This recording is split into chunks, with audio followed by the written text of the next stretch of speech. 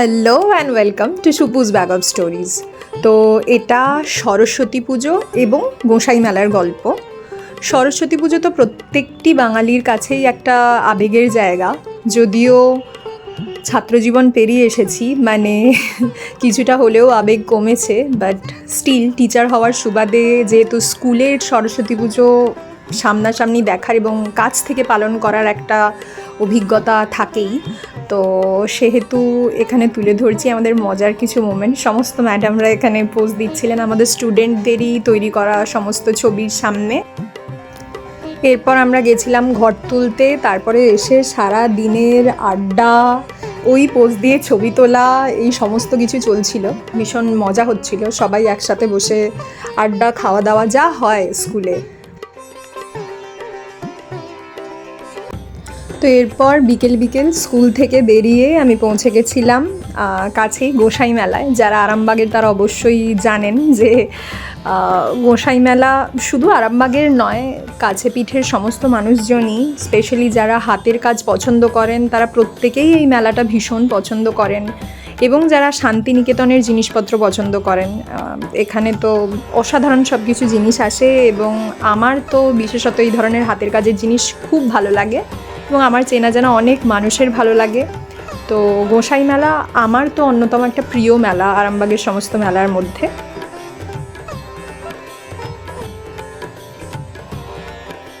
এরপর পৌঁছে গিয়েছিলাম ওখানেরই একটা ব্যাগ দোকানে, এবং সেখান থেকে বেশ কয়েকটা ব্যাগ কিনি। এই যেগুলো হাতে দেখা যাচ্ছে হিমালয়ান হেম্পের কিছু ব্যাগ আমরা কিনি, এবং এই যে কলমকারি প্রিন্টের ব্যাগও কিনি নিজের জন্যে, এবং কিছু গিফট পারপাসেও কিনেছিলাম। আর তারপর ঘুরে দেখছিলাম সমস্ত কিছুই এত সুন্দর যে দেখে তো সব কিছুই মনে হয় কিনে ফেলি, বাট ওই আর কি। এত সুন্দর করে পুরো জায়গাটা সাজানো হয়েছিল, রঙিন এই সমস্ত ছোট ছোট ফ্ল্যাগগুলো দিয়ে, এবং ছোট ছোট পাখির বাসা কার্ডবোর্ড দিয়ে বানানো হয়েছিল। অপূর্ব লাগছিল চারদিকটা।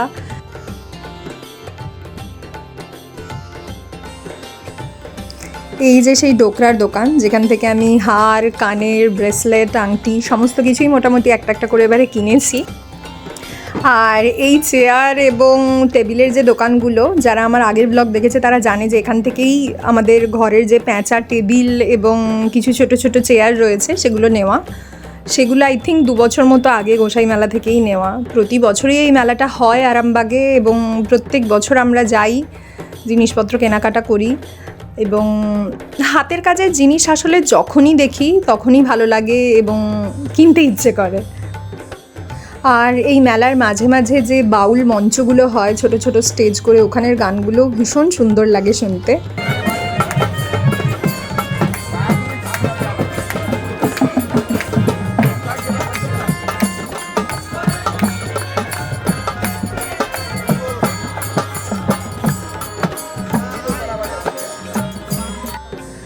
শাড়ি প্রচুর জমে গেছে, তাই এবারের গোঁসাই মেলা থেকে শাড়ি আমি নিইনি, তবে একটা কুর্তি শেষ পর্যন্ত না নিয়ে থাকতে পারিনি। তবে এখানে যে ধরনের শাড়ি বা কুর্তিগুলো আসে একেবারে শান্তিনিকেতনী স্টাইলের, মানে বিভিন্ন ধরনের কলমকারি প্রিন্ট, আর অবভিয়াসলি কাঁথা স্টিচের শাড়ি তো বলাই বাহুল্য, ভীষণ সুন্দর সুন্দর আসে। নিজেকে মানে দমিয়ে রাখা এগুলো না কেনার থেকে প্রচণ্ড একটা চাপের বিষয়, বাট যে কাজটা আমি এবারে সাফল্যের সাথে করেছি, যদিও বেশ কিছু হ্যান্ডমেড জুয়েলারি এবং একটা কুর্তি আর ডোকরার জুয়েলারি ব্যাগ এবারে কিনেছি। যদি সম্ভব হয় সেগুলো অন্য কোনো একটা ভিডিওতে শেয়ার করব। অসাধারণ সমস্ত আর্টের কাজ এসেছিল। এই ধরনের হাতের কাজগুলো দেখেও শান্তি হয় না? সেই কিছু জিনিস মানে সবসময় তো কেনার হয় না, কিন্তু দেখলেও ওই চোখের আরাম, মনের শান্তি টাইপের একটা ব্যাপার হয়। এই ধরনের মেলায় যে সমস্ত জিনিসগুলো আসে আমার তো মানে মনে হয় চোখ ভরে দেখি শুধু।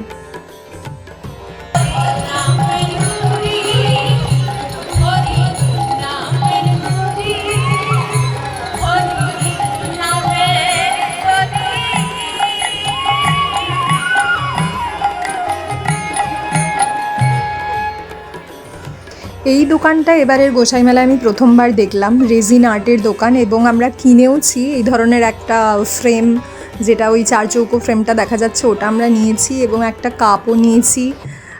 বেশ সুন্দর, এত অপূর্ব দেখতে লাগছিল, আমি ঘরে সাজিয়েও ছিলাম।